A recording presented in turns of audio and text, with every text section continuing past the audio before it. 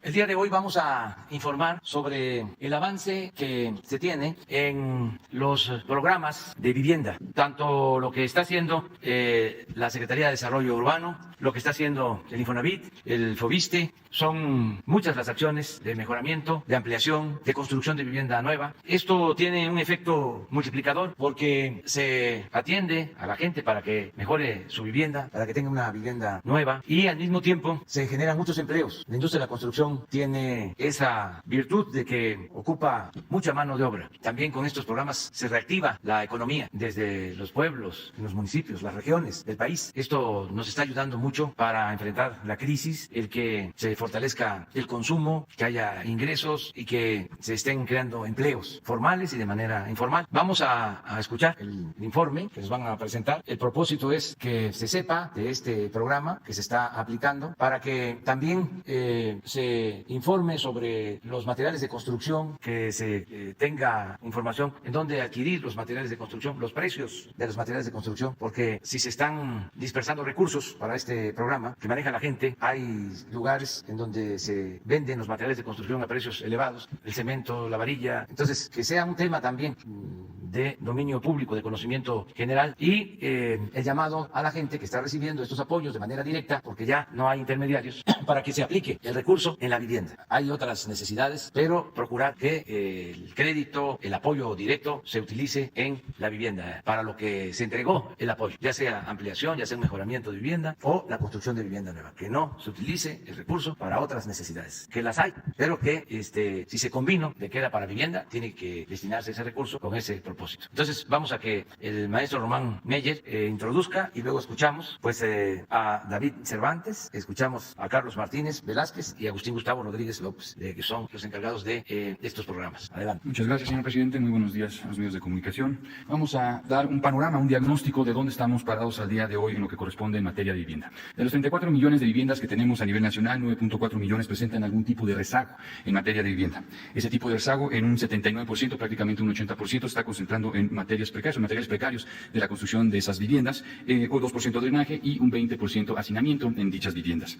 ¿Cuáles son las acciones que se requieren para poder atender este rezago, este 9.4 millones de viviendas que tienen un rezago? Mejoramientos y ampliaciones. Eso es lo que, digamos, la gran mayoría de los mexicanos que viven en estas circunstancias requieren para poder solventar este problema. ¿Y dónde están concentrados? Como podrán ver en el mapa, en la parte inferior de dicho mapa, el 41 al 71% de estas acciones de hacinamiento y rezago habitacional, la gran mayoría se están concentrando en los estados del centro y sur del país. Es muy importante tomar esto en consideración porque, como lo que ha instruido el señor presidente, la mayoría de las acciones en materia de autoproducción de vivienda desde el gobierno federal se están llevando ya en estas zonas geográficas. Siguiente lámina. Ponemos esta lámina como un ejemplo de lo que vino pasando en sexenios pasados o administraciones pasadas. Esos son datos del Infonavit 2017 y ustedes podrán ver cómo el total de acciones colocadas por el Infonavit estuvieron concentrados en los estados del norte del país. Sin embargo, en lo que corresponde las gráficas color arena, son los estados que son los que tienen mayor rezago habitacional. ¿Esto qué quiere decir? Que la demanda y la oferta no estaban siendo vinculadas en anteriores administraciones, y es por eso que el hacinamiento, que los problemas habitacionales fueron acrecentándose en ciertas regiones del país. Siguiente lámina, por favor. Ahora, ¿qué estamos haciendo en estrategia de autoproducción o para poder atender este rezago en dichos estados? El gobierno federal, en coordinación con instituciones como el Infonavit o Foviste, han ya al día de hoy puesto en marcha más de 363,000 acciones de autoproducción. Ese es el número global que hemos ya al día de hoy, a un mes prácticamente del cierre del año, por un monto de inversión de 21,000 millones de pesos. Y también cabe la pena resaltar que nos estamos concentrando en estas acciones también en los estados donde habíamos presentado anteriormente el rezago. Entonces estamos atendiendo a las zonas que históricamente han tenido este rezago en materia de vivienda. Siguiente lámina. Y por último, en mi intervención, en las estrategias de autoproducción, podrán ver en la parte superior aquellas acciones que llevan a cabo el gobierno federal, lo que es el Programa Nacional de Reconstrucción con 12,000 acciones, a través del Programa de Mejoramiento Urbano, la Comisión Nacional de Vivienda, en el Programa Emergente de Vivienda que hemos anunciado anteriormente, lleva a cabo ya la implementación de 165,000 acciones en materia de mejoramiento o ampliación de vivienda, y el Programa de Vivienda Social, 14,900 acciones. Asimismo, ya las diferentes instituciones, Infonavit, Foviste y Sociedad Hipotecaria Federal, llevan un total de 175,000 acciones en materia de autoproducción. Esto es lo que genera ese total de 365,000 acciones al día de hoy que se están llevando a cabo a nivel nacional. Muchas gracias, señor presidente. ¿Sería cuánto? Buenos días, con su permiso, presidente. Podemos ver la primera lámina. Gracias. En este caso, se trata de los programas con los que se apoya a la gente mediante subsidios. Estos no son créditos. Y estos programas los está llevando a cabo la SEDATU, junto con la Comisión Nacional de Vivienda. Se trata básicamente de dos tipos de acciones. Unas, las que están orientadas al apoyo a las familias que sufrieron daños en sus viviendas por los sismos del 2017-2018. Y el otro tipo de acciones son parte del programa de mejoramiento urbano y están destinados estos apoyos a las familias que viven en las colonias populares, donde hay más rezago, hay un menor nivel de ingresos, y tiene también la finalidad de contribuir a la reactivación económica y a la generación de empleos. En todos los casos son apoyos directos a las familias, son las personas beneficiarias quienes administran el recurso, contratan en su caso a un técnico especializado, pagan los materiales y pagan también la mano de obra para la construcción. Podemos ver la siguiente. ¿En dónde se están aplicando estos programas? Bueno, como podemos ver en el mapa, en el color ocre, son los estados en donde se están aplicando estas acciones. Son 17 entidades, 225 municipios, y están concentradas el 95% de estas acciones en las entidades y municipios del centro, sur, sureste del país, que como vimos en el diagnóstico que presentó el secretario, es la región del país en donde se concentra el rezago y donde además habitan las familias que no son, o la mayoría de las familias que no son derechohabientes del Infonavit o Foviste, y como se trata de subsidios, pues está enfocado precisamente estas acciones a apoyar a esa familia. ¿Cómo vamos? Bueno, el conjunto de estas acciones suman 192.994 apoyos con una inversión de más de 12.000 millones de pesos. Se han concluido a la fecha más de 10.000 acciones y en estos momentos tenemos en proceso casi 47.000, es decir, casi 47.000 familias en estos momentos están llevando a cabo los trabajos de ampliación, mejoramiento o vivienda nueva, y por eso es tan importante, como ya lo mencionó el presidente, lo comentó también el lunes el titular de la Profeco, Ricardo Sheffield, cuidar que no haya abuso en el costo de los materiales. Hemos comentado eso también se comentó en las conferencias respectivas. La gente hay que organizarse como se le hace con la gasolina, ¿verdad? No comprar donde están abusando, y también se puede reportar esto a la Profeco. Y bueno, con esta inversión estamos, como decíamos, también contribuyendo a la reactivación económica, a la generación de empleos. Son 80.000 empleos directos que se están generando con estas acciones y un poco más de 120.000 empleos indirectos. Entonces, estas son las acciones que son subsidios, apoyos directos a las personas para mejorar, ampliar o construir su vivienda nueva o reconstruirla cuando fue afectada por los sismos. Gracias. Permiso, señor presidente.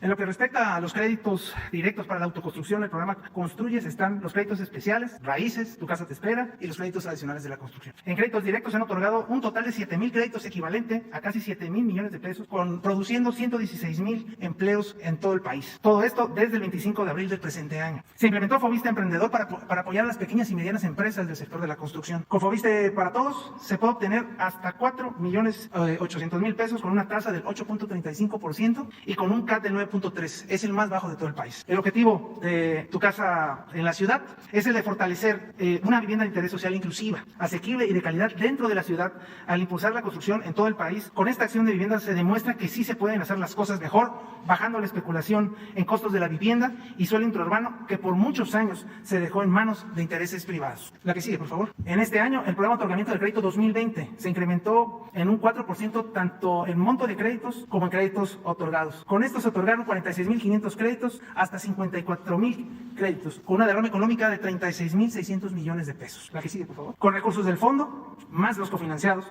en total en el 2020 se otorgaron 46.500 créditos, por un monto de 44.500 millones de pesos, lo que ha generado 743.000 empleos a nivel nacional. Finalmente, aprovecho la oportunidad para informarle, señor presidente, y a todos los trabajadores del Estado, que a partir del lunes 7 de diciembre arranca el programa para convertir UMAS a pesos, en respuesta a una demanda social que por décadas han externado los trabajadores del Estado. Señor presidente, con estas acciones y en beneficios concretos, el Foviste estamos cumpliendo con el compromiso de la Cuarta Transformación, al ofrecer las condiciones que permitan elevar la calidad de vida del trabajador del Estado y de sus familias. Es cuanto, señor presidente. Muchas gracias. Gracias, presidente. Con su permiso, les informo en la que sigue que hemos hecho, en lo que va del año, hemos otorgado 415.000 créditos y nos vamos a enfocar precisamente a los de mejora y ampliación de vivienda, que además es algo que presentamos aquí mismo en mayo pasado en esta conferencia. En la que sigue tenemos los créditos de mejora. Recordarle a la gente que pueden sacar sus créditos de manera directa, 125.000 pesos, donde los trabajadores pueden utilizarlos para comprar materiales, para contratar también a personas que les ayuden a hacer su vivienda. Son créditos que generan empleos directos y que la gente puede elegir en un esquema de pagos fijos cuándo y cómo quieren pagar su crédito. Es un crédito muy flexible que invitamos a la gente que puedan utilizarlo utilizarlo para construir, esta es el de mejora de vivienda, para mejorar su vivienda, que lo soliciten hasta 125,000 pesos. En la que sigue tenemos el crédito de autoconstrucción, este lo iniciamos en octubre pasado en el estado de Oaxaca, 528,000 pesos, se le dan directo a la familia y ellos deciden cómo administrar el dinero, cómo llevar a cabo su obra, pueden también decidir quién realiza su obra, pueden contratar, fuimos ahí con vecinos de Oaxaca y por ejemplo contrataban al vecino. Esto es un asunto de hacer la economía desde abajo y poder aplicar los recursos de manera directa por parte del Infonavit, 528,000 pesos como tope máximo del crédito, y la gente puede elegir hasta 10 años para pagarla, dependiendo de cómo les acomode mejor en su flujo mensual de gasto. Y finalmente recordarle a la gente que el ahorro que tienen en el Infonavit es de ellos y que nadie les puede decir cómo usarlo, porque luego resulta que hay algunas personas, desarrolladores, intermediarios, inmobiliarios, que les dicen, si no lo ejerces conmigo ya lo vas a perder. Eso es falso. Recordar a la gente que es crédito de ellos, o sea, ese ahorro genera un crédito que estamos atendiendo a población que antes no atendía el instituto, que ya lo decía el secretario Meyer. Parte de la transformación tiene que ver con revertir el rezago histórico de atención de la vivienda, y finalmente todos los créditos, todos los trámites en Infonavit son gratuitos y pueden solicitar toda la información que necesiten para ejercer con libertad su derecho al crédito instituto. Y recordarles también a todos los trabajadores que lo utilicen para vivienda. Ya nos lo decía el presidente, este fondo es para vivienda y la utilización correcta del fondo hace que el fondo se mantenga con salud financiera, y los pagos que hagan los trabajadores significan créditos hacia el futuro porque da sustentabilidad al fondo. Cualquier denuncia de mala práctica lo pueden denunciar ahí al 800-008-3900 y sería todo, señor presidente. Pues esa es la información. A ver. Es sobre el tema, ¿no? Sí, sobre el tema, presidente. Buenos días. Berenice Telles, del Diario Nacional 1+1. Mi pregunta es, bueno, en el periodo neoliberal, presidente, en el caso de Foviste, se otorgaron a los trabajadores del Estado diversos créditos que tenían que ir respaldados por SOFOMS o SOFOLES.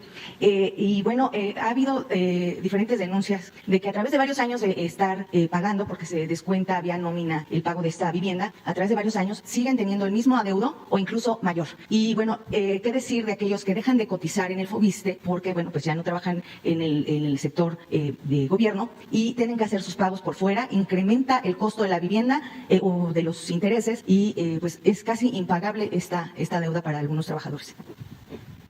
Bueno, que lo que corresponde a créditos directos, bueno, se están dando desde abril.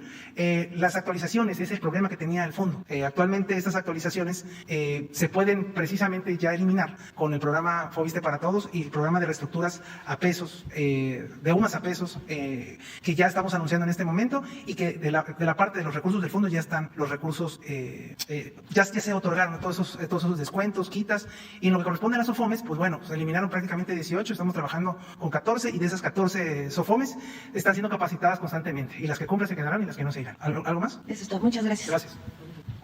Gracias. Sí. Y luego tú. Buenos días, señor presidente. Alberto Martínez Espinosa, de JF Informa desde Cancún, frecuenciacat.com, y desde mi portal informativo esahoram.com. En el tema de los créditos, hay gente que trabajó muchos años a lo mejor dentro del gobierno federal y hoy en día son trabajadores independientes y generan un gran ahorro, pero no tienen acceso a este tipo de programas. No sé si hubiera alguna opción para ese tipo de gente que se quedó ahora sí que como en ese limbo, ¿no? Fuera de cualquier beneficio social, ¿no? En ese aspecto, no sé si habrá algún tema al respecto. Bueno, no sé si ustedes puedan responder, Infonavit, y para la población en general hay un programa de vivienda, pero a ver, a los son trabajadores. Claro que sí.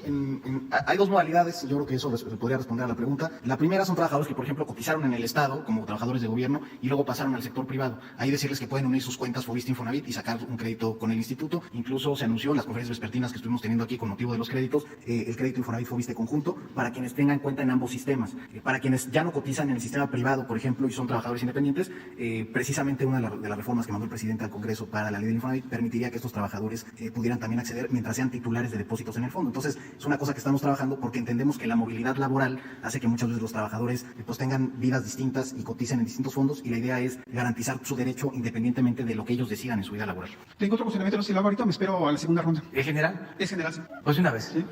Bueno, quería comentarle que en el estado de Querétaro he estado documentando, lo voy a poner como en contexto, lo que ocurrió en las elecciones de 2018, donde hubo un municipio federal de Querétaro que lo ganó, fue mayoría de Morena, y de ese distrito federal 3 fueron de Morena. Pero ahora ocurre que en ese distrito local de Querétaro se ha dado que el presidente municipal de Querétaro, Luis Nava, ha emprendido una batalla en contra de organizaciones que se acercan a 400 comerciantes, en su mayoría mujeres, casi el 90% son mujeres, y se les ha hecho, desde hace 9 años ya tienen esos tianguis, han emprendido en contra de ellas, les meten a la guardia municipal, a los inspectores, para no dejarlas trabajar, y es como se ve como que fuera una acción en contra de la gente que en su momento votó en favor de usted en el 2018. Ese municipio fue muy reconocido porque fue muy de Morena, ¿no? Pero parece que ahorita hay una cuestión muy en contra de ellos, de ese municipio. Yo lo tengo documentado, fui y lo verifiqué, cómo llegan inspectores y no los dejan ni siquiera instalarse, y llega Guardia Municipal, y no tiene ninguna otra forma de cómo operar esa gente en esos municipios. No sé si en el municipio de Querétaro, en esa sección, no sé cómo se les podría apoyar este grupo de comerciantes ahí en Querétaro. Bueno, vamos a ver con Leti Ramírez que recoja la petición, la demanda, ¿sí?, la denuncia que estás haciendo, y a ver cómo podemos ayudar. Okay, independientemente de lo partidista, sino el derecho que tiene cualquier persona, cualquier ciudadano a buscarse la vida, ¿sí?, de manera legal. Sí, yo por eso primero fui a verificar quitarlo la parte partidista en todo esto y ver realmente la necesidad de la gente, ver cómo viven, en qué zona viven y si efectivamente ha sido una zona de comerciantes, de tianguistas desde hace muchos años. Primero traté de constatar esa parte y lo verifiqué que así fue, y también constaté esa parte que ha habido ese hostigamiento del municipio de Querétaro hacia ese grupo de personas. Por eso. Lo vamos a ver. Gracias. Muy bien. Buenos días, presidente. Buenos días, Rosa Jardines, de Urban y W Radio. Preguntarles acerca del tema, dos asuntos. ¿Cómo ha estado el resultado de las personas que han pedido ayuda ante esta situación del COVID y que no han podido pagar sus créditos? ¿Cuántas personas solicitaron esta ayuda y cómo va pues este tratamiento? Y también saber qué está pasando con las viviendas que han sido tomadas, sobre todo por agrupaciones como Antorcha Campesina y otras, donde pues la gente sigue pagando sus créditos y no está viviendo en esas casas porque ya fueron tomadas antes de que ellos pudieran cambiarse. Esto sobre todo en Tecámac está pasando. Gracias. ¿Ustedes? Sí, es en Tecámac, ¿no? Básicamente. Si me permite, presidente, respondería también la primera. Sobre el caso de COVID, tuvimos habilitado desde abril hasta agosto la posibilidad de que los trabajadores que perdían la relación laboral pudieran pedir prórrogas sin intereses de sus créditos de hasta 6 meses. Ahí se beneficiaron cerca de 300,000 personas que solicitaron estas prórrogas. Y por otro lado, tuvimos empleos que se mantuvieron en la planta laboral del sector privado, que eran 100,000, pero que las empresas entraron en paro técnico. Es decir, es un proceso que está en la Ley Federal del Trabajo, pero se permitía a las empresas llegar a un acuerdo con la representación de los trabajadores o con los trabajadores en lo individual de tener una reducción salarial. Esto es algo que se dio sobre todo en las plantas maquiladoras del norte. Y lo que hicimos ahí fue que si nosotros descontábamos el crédito cuando al trabajador le habían afectado su salario precisamente por la pandemia, pues imagínense cómo dejaríamos al trabajador en cuanto a liquidez. Entonces hicimos ahí un programa para que todas las empresas que anunciaran un paro técnico tuvieran una suspensión de cobros, y una vez que se reactivara o se abriera la planta, porque ya muchas plantas están abriendo, ya están recuperando empleos en el país, pues se pudiera ya cobrar de manera normal. En total, 450,000 trabajadores en estas dos modalidades obtuvieron algunos de los apoyos del caso de COVID. En el caso de las viviendas inválidas, efectivamente tendríamos que revisar si pertenecen o la titularidad del crédito está dentro del instituto, y sí, pues digamos, señalar que un acto ilegal como ese pues se tendría que denunciar, y en su caso ver con los vecinos quienes sean titulares de crédito, que son titulares de la propiedad, pues que mantengan la propiedad. Sí, se han dado en Infonavit y también en Foviste, sobre todo. Sería lo correcto, mejor. Presidente. En lo que corresponde al Foviste, bueno, ¿qué no se ha hecho? Se liberaron todos los créditos del año, se simplificaron los procesos, se digitalizaron, se hicieron mejoras continuas para que sea muy fácil desde casa pedir su vivienda. Eso fue en cuanto a lo que hemos aplicado en este tiempo tan difícil. Y por supuesto, dimos a conocer en las vespertinas una serie de 6 programas muy puntuales para vivienda rural indígena, para trabajadores de la salud, donde afortunadamente fue un tiro de precisión para poder colocar todos los créditos y terminar el 100% este año. ¿Algo más? ¿Perdón? Bueno, en nuestro caso no tenemos casas invadidas. Recordar que los trabajadores del Estado pues tienen un acceso a una mucho mejor vivienda porque sus montos son más elevados. Eso le permite al trabajador estar dentro de la mancha urbana y contar con todos los servicios. ¿Podrían ayudar a las personas afectadas? ¿Podrían ayudar a las personas afectadas por viste en caso de que, en este caso, por ejemplo, el Estado de México, las autoridades locales han hecho caso omiso o pareciera que estuvieran las aludidas? Se está apoyando a todos en cuanto a... Por ejemplo, los trabajadores del Estado, los recursos de su sueldo ser estable, que nadie se despidió con instrucciones del presidente, entonces los recursos fueron dados. En el caso de que hubiera sido así, recordar que tenemos hasta un año para que puedan ponerse al corriente, y por supuesto tenemos un programa de Sí hay casos como los que ustedes plantean. Primero, de muchos departamentos abandonados, unidades habitacionales abandonadas, y también invasiones. Eso lo tienen ustedes bien analizado, diagnosticado, y pues aquí Román nos va a explicar. Lo que están planteando es qué hacer en el caso de las invasiones, es decir, de que los departamentos que pertenecen a trabajadores, a personas, están invadidos por organizaciones que actúan de manera ilegal y afectan a las personas que legítimamente les corresponden estos departamentos. Es un acto, desde luego, ilegal, que hay que proceder, ¿sí? Y se tiene que hacer, pero a ver, ¿qué nos informa de esto, Román? Muchas gracias, señor presidente. Sí, efectivamente, muchas viviendas a nivel nacional se encuentran invadidas, pero por un motivo particular se encuentran abandonadas. En el país tenemos aproximadamente 650.000 viviendas abandonadas. Eso quiere decir prácticamente la zona metropolitana de Puebla. Esa es la dimensión de los datos que nosotros tenemos. Ahora, ¿qué estamos haciendo en relación a este tema? Eso responde a una política neoliberal de la colocación masiva de créditos sin tomar en cuenta dónde se ubicaban esos créditos. Muchos de esos créditos son viviendas que están a 1, 2, 3 horas de los centros de trabajo, viviendas que no cuentan con los servicios o la infraestructura básica necesaria, porque la vivienda en sí requiere, digamos, un sistema de apoyo. ¿Eso qué quiere decir? Los servicios, los equipamientos, los espacios públicos que sustenten la vida comunitaria.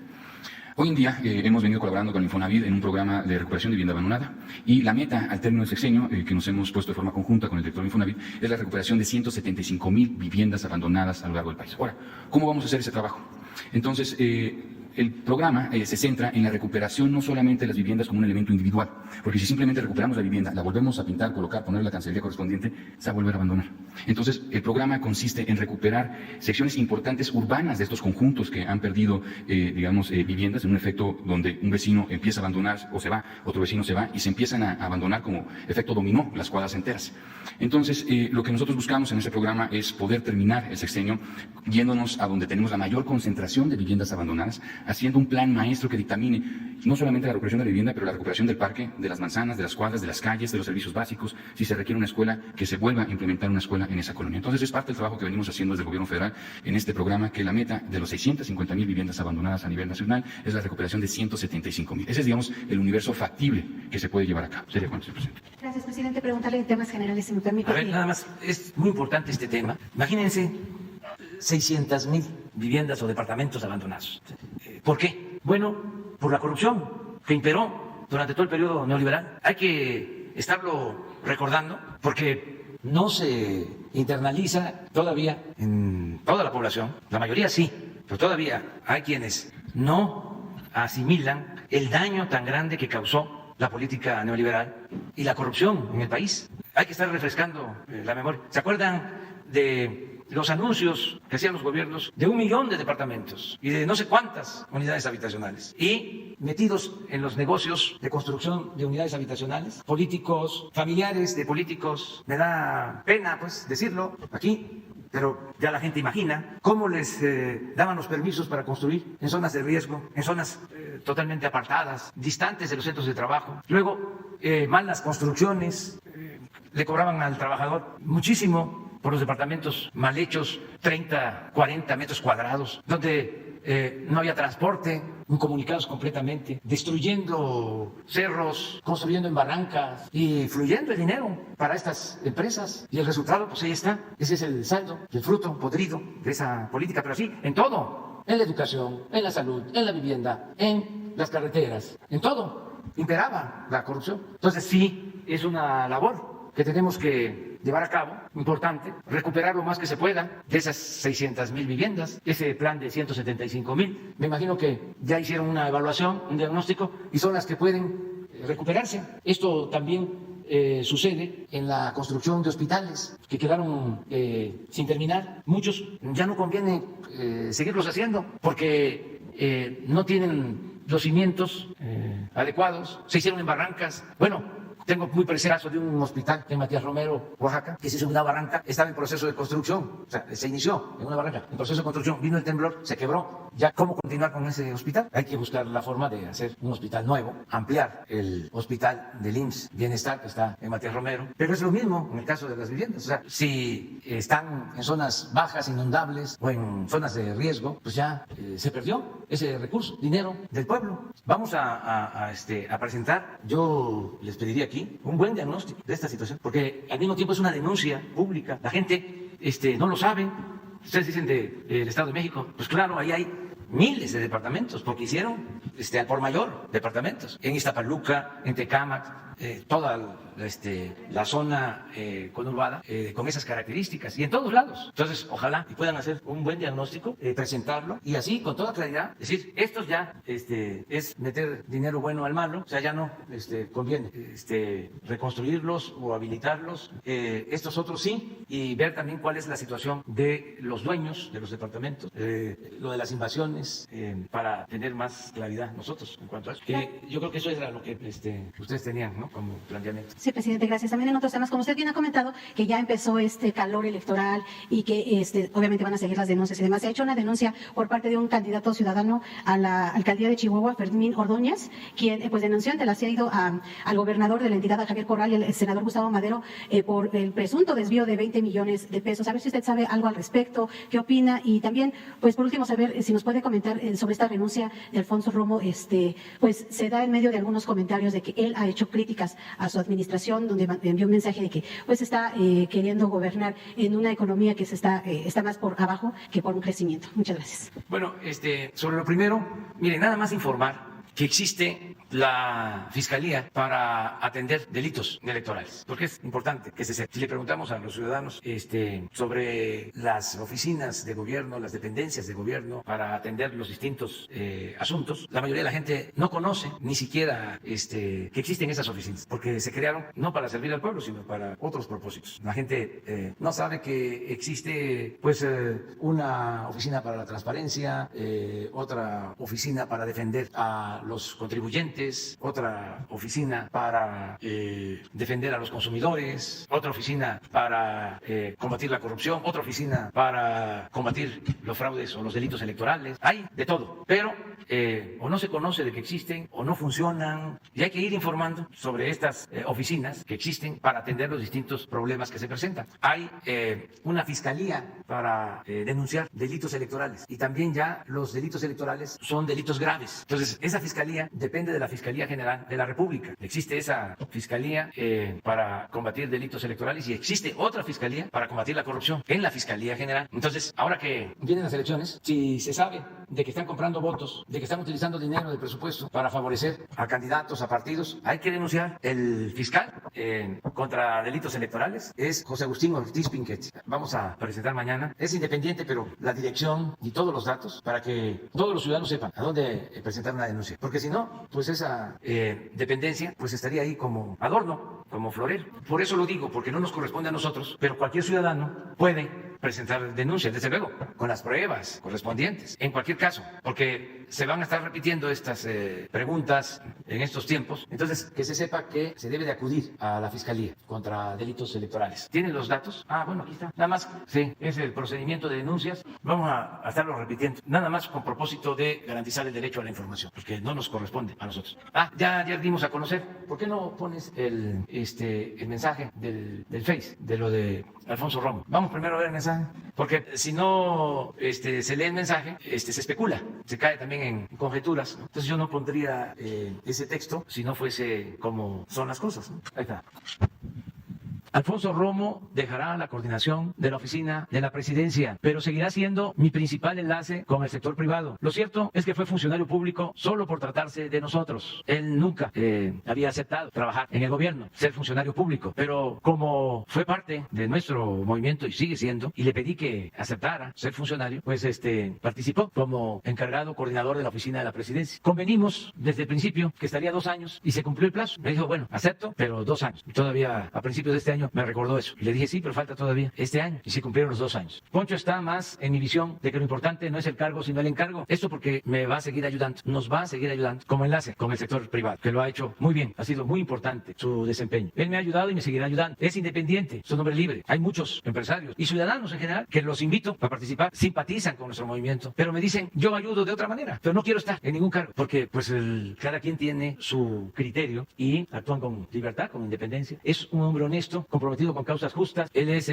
bisnieto de Gustavo Madero, trae en la sangre su vocación democrática, porque no hay que olvidar lo que hizo Francisco I. Madero y Gustavo Madero. Lucharon por la democracia y los dos fueron sacrificados. En el caso de Gustavo, de manera vil, fue torturado, asesinado, cuando el movimiento revolucionario, por los militares y políticos conservadores, respaldados por los fifís de entonces. Era un grupo de jóvenes de las clases altas, los fifís, que actuaban como pandilleros, quemaron la casa del presidente Madero y celebraron por las calles, salieron en sus carros por las calles de la ciudad a celebrar cuando se cometieron los asesinatos tanto de Gustavo Madero como de su hermano Francisco. Entonces, ese es el antecedente, es mi amigo. Nunca olvidaré, y esto tiene que ver mucho con la historia que acabo de contar de sus familiares, que fue el primero de los empresarios en adherirse al movimiento de transformación, porque ahora es distinto, ¿no? Pero imagínense, hace 10 años, esta foto es de entonces, es de tiempo atrás, es en mi casa, que es la casa de él y la casa de ustedes. Nos conocimos antes, porque me acuerdo que la primera entrevista que tuve con él fue en un departamento, ahí por el metro Zapata, ahí vivía, ese era mi domicilio, en Heriberto Frías, en un departamento, y ahí comimos y le propuse que ayudara hace 10 años o más, y lo pensó y decidió participar, y lo veían con malos ojos en su gremio, pero él nos apoyó mucho. Entonces va a seguir ayudándonos como él hace, somos amigos. Ayer nos vimos, comimos juntos y pues me va a seguir acompañando a algunas giras y demás, pero ya no quiere estar en el gobierno, y es porque cada persona pues tiene su criterio, ¿no? Y se debe de respetar. No, ya no vamos a tener esa oficina porque él me va a seguir ayudando sin ser funcionario, y vamos a aprovechar para ahorrar también, ¿no? No cobraba la mayor parte de su equipo, trabajaba de manera voluntaria, pero ya no hace falta esa oficina. Además, adelanto que voy a dar a conocer mañana ya las propuestas para el Banco de México, que se tiene que presentar a un vicegobernador, hombre o mujer. Ahí en el Banco de México nada más hay una mujer, todos son hombres. Entonces vamos a procurar que sea una mujer. Mañana vamos a presentar aquí esa propuesta que voy a enviar al Senado. Y otro cambio también que vamos a llevar a cabo para mañana. Una consejera también va a ser mujer para el INEGI, que tengo que proponer, y algo más. ¿Qué tal, presidente? ¿Cómo está? Buen día a su equipo. Carlos Guzmán de Aba Noticias. Una pregunta relacionada con el tema y otras dos más, si me permite. La primera, se ha mencionado desde hace semanas y la gente está bastante contenta y buscando cuándo va a ser este famoso día que se apruebe esta iniciativa para que la gente que ya no cotiza al Infonavit tenga el apoyo de un crédito. Finalmente, hay gente que, como decía por aquí la compañera, cotizó durante años a regímenes como el Fobiste y como en el caso del Infonavit, pero ya no trabaja por la pandemia. Hay mucha gente que quedó desempleada, pero tiene su dinero guardado ahí y está esperando esta oportunidad de que no sean a los 60 años, sino se pueda finalmente la reforma dar. ¿Cuándo sale esta reforma y si se mantiene en los términos que la mencionó? Es la reforma.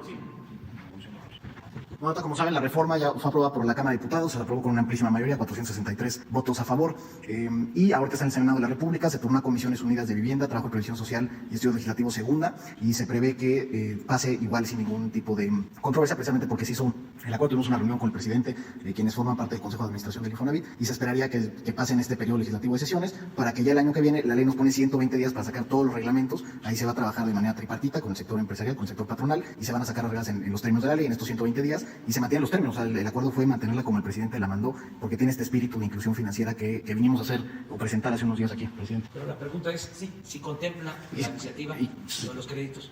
Efectivamente, uno de los puntos más importantes de la reforma es que quien tiene derecho es quien sea titular de depósitos en el fondo, sin importar la relación laboral vigente en ese momento. Hoy las reglas prevén que solo aquellos que tengan la relación laboral vigente pueden solicitar un crédito, aunque haya titulares de depósitos que no tengan relación vigente. Eso es lo que cambia la ley de fondo, y por eso hablábamos de que es una reforma de amplia inclusión financiera, porque va a permitir a todas estas personas acceder a opciones crediticias debido a que son titulares de depósitos ante el fondo. La segunda... Yo quiero aprovechar que primero agradecer a los legisladores, que son los que están discutiendo, analizando y en su caso aprobando estas reformas, y tengo información que van a trabajar este mes, antes de que termine el periodo ordinario, para aprobar iniciativas como esta, que son muy importantes. Está pendiente para su aprobación la reforma para mejorar la situación de las pensiones, por lo que tiene que ver con la administración de las AFORES.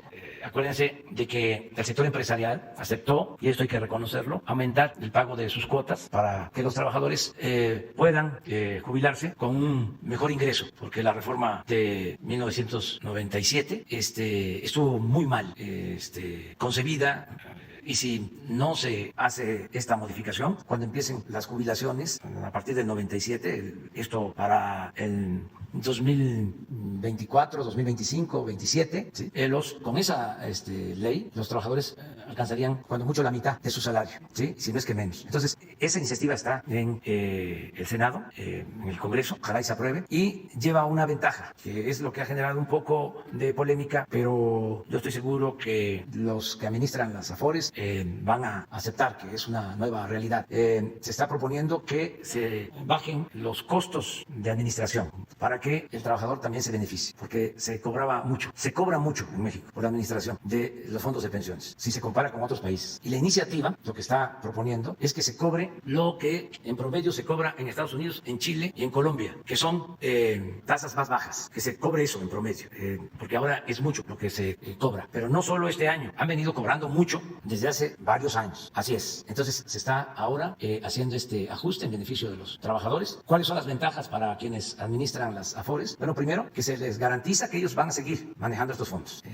No hay estatismo, es decir, que regrese el sistema de antes, de que era el Estado el que administraba las pensiones. Decidimos que sigan estas administradoras, pero que no abusen y que se estandarice, que se cobre lo que se cobra en otros países, que no sean abusivos en cuanto al cobro de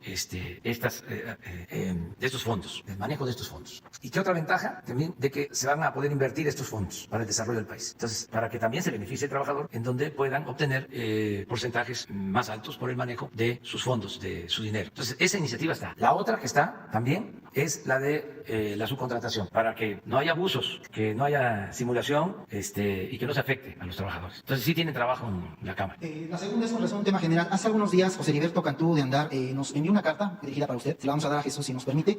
Él está denunciando que el 31 de diciembre del año pasado fue despedido de su trabajo como su coordinador de los programas de bienestar servidores de la Nación por parte de José Ramón Junior Gómez Leal, delegado en Tamaulipas. Este caso es en Tamaulipas. Él le dirige una carta a usted para ver si puede intervenir, ya que este personaje menciona que fue directamente por orden de usted, que se le pedía el cargo a él. Es una persona que ha estado con usted luchando desde hace muchísimos años y le pide su intervención. Menciona que el delito por el cual se le pidió el cargo y fue destituido fue el estar apoyando a la población y no acudir a las juntas que se tienen regularmente en ese tipo de programas en la parte de Ciudad Victoria, pero sí le pide su intervención. Y está mencionando también que otra de las causas fue que este personaje él ha denunciado que utiliza un programa que se denomina Jóvenes por un Tamaulipas Sustentable para reclutar a jóvenes con el único fin de impulsar su candidatura. Usted sabe que hay algunos delegados que están buscando malamente utilizar los programas de la 4T para impulsar cuestiones personales. No sé si tenga alguna respuesta a este Bueno, que vemos de qué se trata y se analiza la situación de esta persona, ¿sí?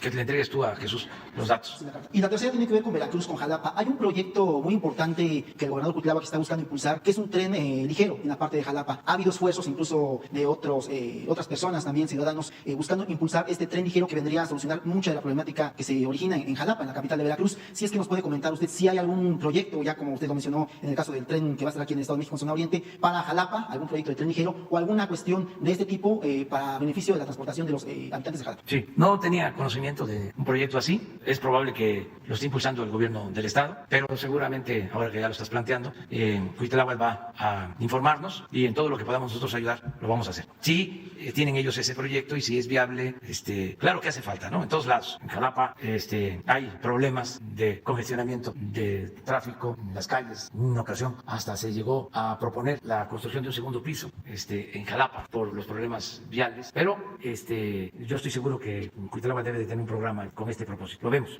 Buenos días, presidente. Me llamé de la Mexico News y sin censura.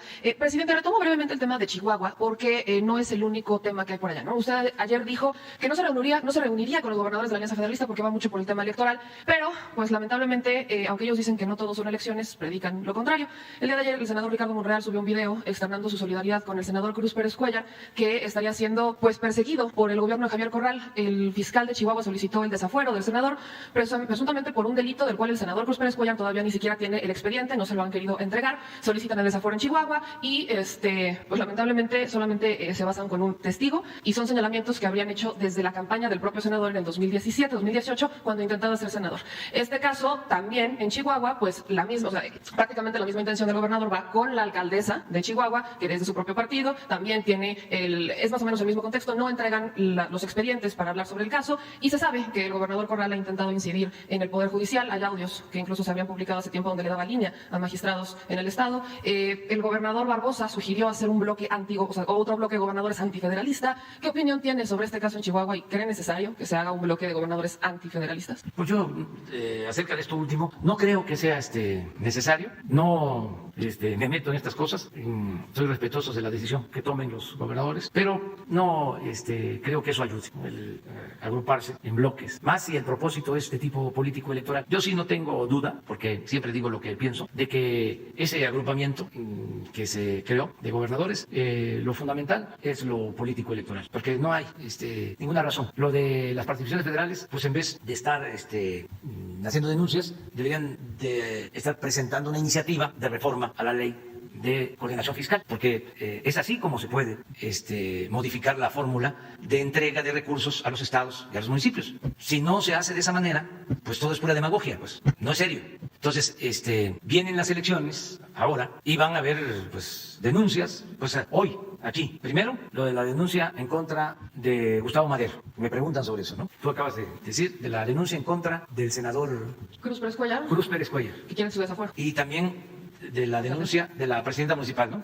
De Chihuahua. Los tres, según el informe que tengo, por lo que leo en los medios, no, como dice el Universal, por estar espiando a opositores o metiéndome en cosas que no me corresponden, sino por lo que esté en los medios, ¿sí? Los tres son precandidatos a gobernadores de Chihuahua. Entonces, por lógica, ¿no? Es un asunto político, ¿no? Electoral. Esto va a seguir pasando, tampoco nos debe de extrañar, es normal. No solo se da en México, se da en cualquier país del mundo cuando hay elecciones. Ahora, si existen delitos que se puedan probar, pues ahí está la Fiscalía contra los delitos electorales. Nosotros no nos vamos a meter en eso, porque si no aquí no terminaríamos y no nos corresponde. Pero sí, en recomendación general es que le dejen a los ciudadanos la decisión. Si ya falta poco, creo que va a ser no sé si el 1 de junio o de julio. Digo, el primer domingo de junio o de julio.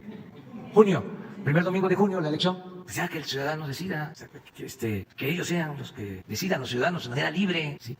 Para que haya democracia, ¿no? Es lo más adecuado. Yo estoy en contra de los desafueros, pues ni modo que esté a favor, pues imagínense lo que me hicieron. No querían que yo apareciera en la boleta y me desaforaron, porque sí consumaron mi desafuero, se pusieron de acuerdo, los mismos, ¿no? Ya no voy a hablar de eso, pero ¿para qué me desaforaron? Para que mi nombre no apareciera en la boleta. Entonces, cada vez que hay una denuncia de ese tipo, pues yo procuro apoyar a la persona que es víctima de una represalia política. Una vez también querían desaforar a Cuauhtémoc Blanco, que era presidente municipal de Cuernavaca, porque lo veían con posibilidades de ser candidato a gobernador, y le armaron ahí todo un plan para desaforarlo. Yo ni lo conocía, bueno, sabía de él por el fútbol nada más, pero nunca había hablado con él, y puse un face defendiéndolo, porque pues era con propósitos de eliminarlo para que no participara. Entonces eso no, es hasta de mal gusto eso. Hay que dejarle al pueblo que decida, y no hay que tenerle miedo al pueblo, que sea la gente la que decida. ¿Ya? ¿Quién va a ser el gobernador de Guerrero o de Chihuahua o de Michoacán, donde van a haber elecciones? Por otro lado, presidente, la Fundación General Gutiérrez Rebollo, encabezada por el abogado César Gutiérrez Pliego,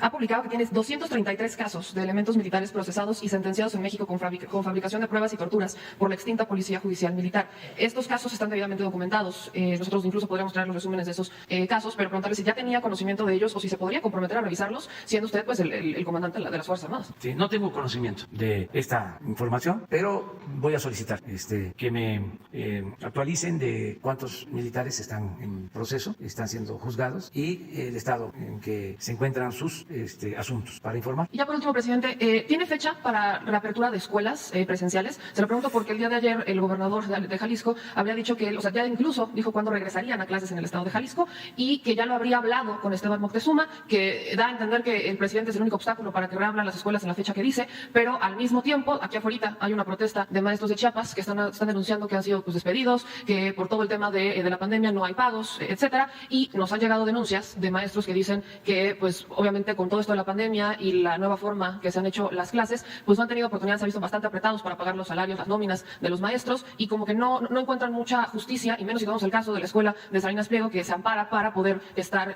dando clases presenciales. Si ya tiene algún tipo de actualización sobre el tema o fecha para reapertura. Bueno, primero aclarar de que no se ha quedado ningún maestro sin su sueldo, ninguno. O sea, por lo que corresponde a la Secretaría de Educación Pública del Gobierno Federal. Se paga puntual a todos los maestros. O sea, eso debe de quedar claro. Y se está buscando la forma de ver el regreso presencial a clases. Eso lo está analizando, lo está comentando con maestros Esteban Moctezuma. Eso es lo que podemos decir. Cuando se tenga ya una respuesta, se va a anunciar cuándo se regresa a clases, de qué manera. Desde luego hay que considerar primero los estados donde ya hay semáforo verde. Tenemos 2 estados con semáforo verde, Campeche, Chiapas, y otros que pueden entrar también a semáforo verde y ir normalizando la situación educativa en el país, ¿no? Que nos importa mucho. Desde luego está el sistema de educación por televisión, por internet, por radio, pero tenemos que ir hacia la educación presencial sin correr riesgos, cuidando todos los protocolos de salud. Ya vamos a informar sobre eso. Muy bien. Yo creo que ya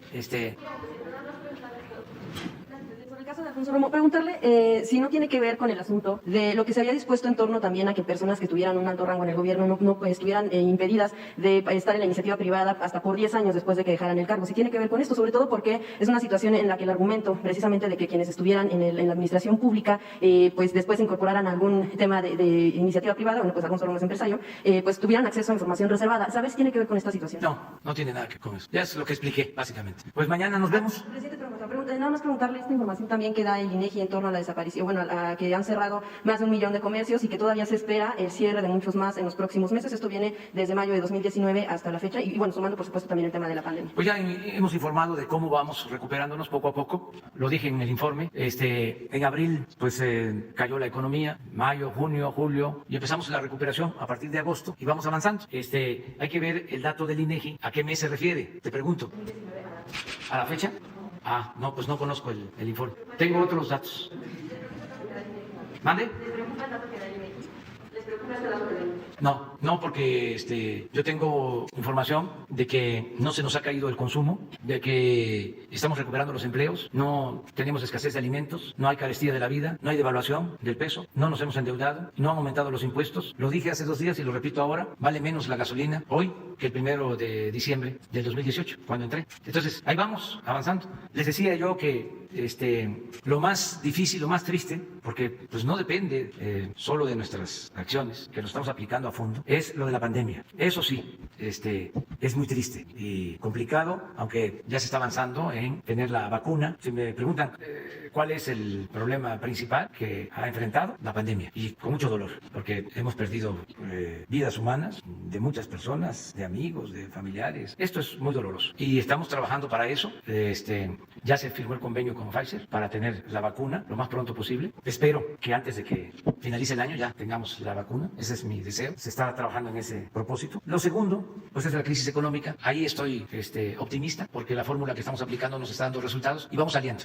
Eso es más manejable. Y lo tercero, pero allá muy lejos, pues son los conservadores que no dejan de estar atacándonos. Nos atacan un día y el otro también.